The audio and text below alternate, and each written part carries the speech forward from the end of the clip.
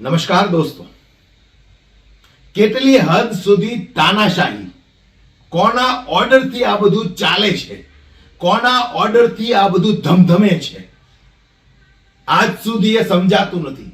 પણ જનતા જાણી ગઈ છે, એટલે જનતા હવે જાગૃત થવાના મૂડમાં છે. અમદાવાદ વિસ્તારની મારે વાત કરવી છે દોસ્તો. દારૂના અડ્ડા સ્કૂલની બાજુમાં ધમધમે છે, એ લોકોને પોસાય છે. પરંતુ એક પત્રકાર એ દારૂના અડ્ડાનું સ્ટિંગ ઓપરેશન કરે છે, અને એ સ્ટિંગ ઓપરેશન માટે આકાશમાં એક ડ્રોન ઉડાવે છે. વિચાર કરો તમે, આ ગાંધીના ગુજરાતની અંદર દારૂ બેફામ મળે, એ લોકોને પોસાય છે, ગૃહમંત્રીને પોસાય છે, પોલીસ અધિકારીઓને પોસાય છે.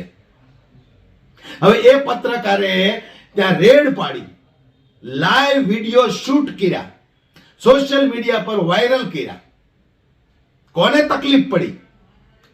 કોને તકલીફ પડી? આ દારૂના અડ્ડાના વિડિયો લાઈવ કર્યા તો કયા એવા અધિકારી છે કે જેને તકલીફ પડી ગઈ? કહેવાય છે કે ત્યાં જે અધિકારી હતા એની બદલી કરી નાખવામાં આવી અને નવા એક અધિકારી આવ્યા. તો એ અધિકારીએ શું કર્યું? જે પત્રકારે રેડ કરી હતી એમની પાસે સબૂત હતા કે અહીંયા દારૂ બેફામ વેચાય છે, બાજુમાં સ્કૂલ છે.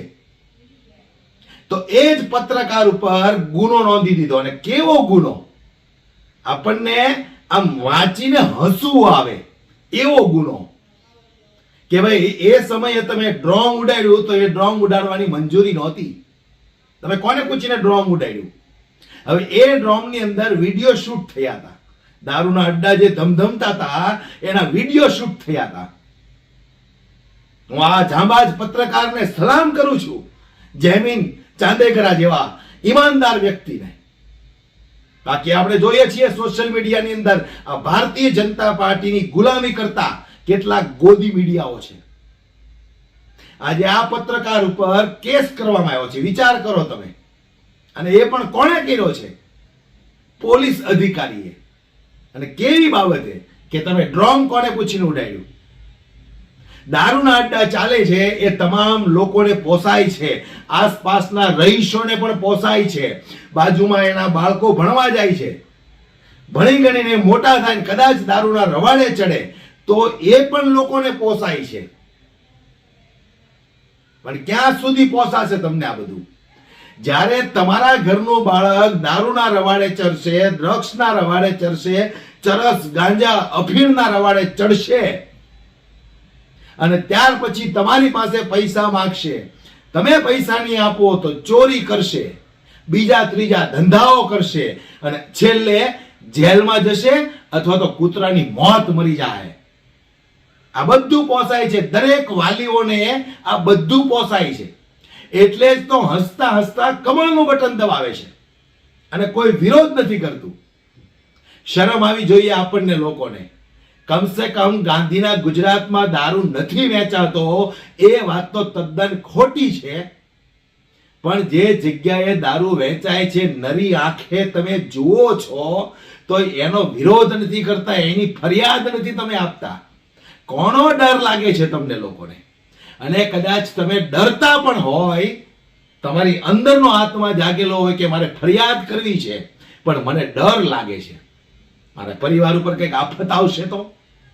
ચાલો એને પણ આપણે સાઈડમાં મૂકી દો, પણ આ કોની મહેરબાનીથી ચાલે છે, કયા નેતાઓની મહેરબાનીથી ચાલે છે એ તો તમને કમસે કમ ખબર હોવી જોઈએ. અને જો તમને ખબર હોય ને તો તમે જાણો છો કે સત્તા પક્ષમાં અત્યારે કોણ બેઠું છે. તો ચૂંટણી સમયે આ તમારા વોટની જે તાકાત છે ને, આ તમારા વોટની જે તાકાત છે ને દોસ્તો, દુનિયામાં એનાથી મોટી કોઈ તાકાત નથી. તમે ધારો તો સરકારને ઘર ભેગી કરી શકો, અને તમે ધારો તો એ જ સરકારને સત્તામાં પણ લાવી શકો. જો તમને ખબર છે કે આવા બધા જ 2 નંબરના ધંધાઓ થાય છે, અમે બધા નરી આંખે જોઈએ છીએ, અમારા બાળકો જુએ છે, કદાચ આવનારા સમયમાં અમારા બાળકોના ભવિષ્ય ખરાબ પણ થઈ શકે. આ બધું જ તમે જાણો છો.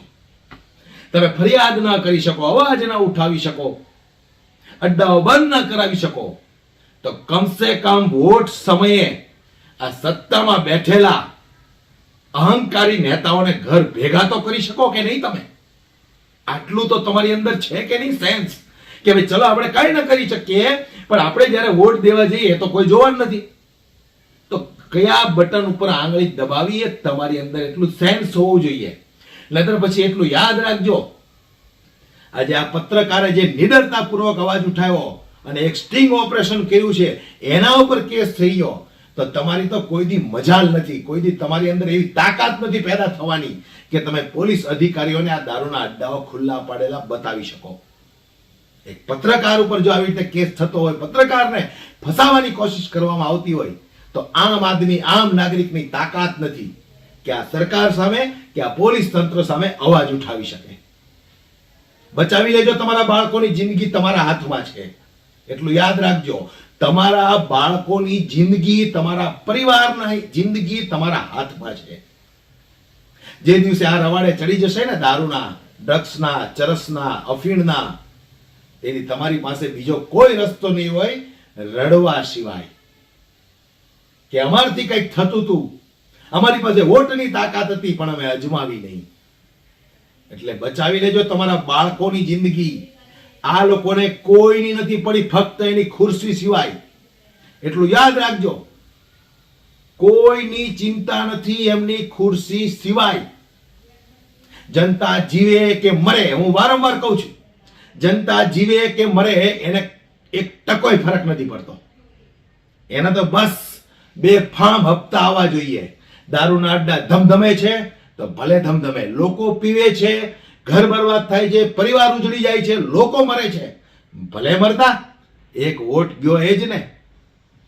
એટલે જાગો, તમારી અંદરનો આત્મા જે મરી ગયેલો પીડ્યો છે ને એને જગાડો દોસ્તો, જગાડો.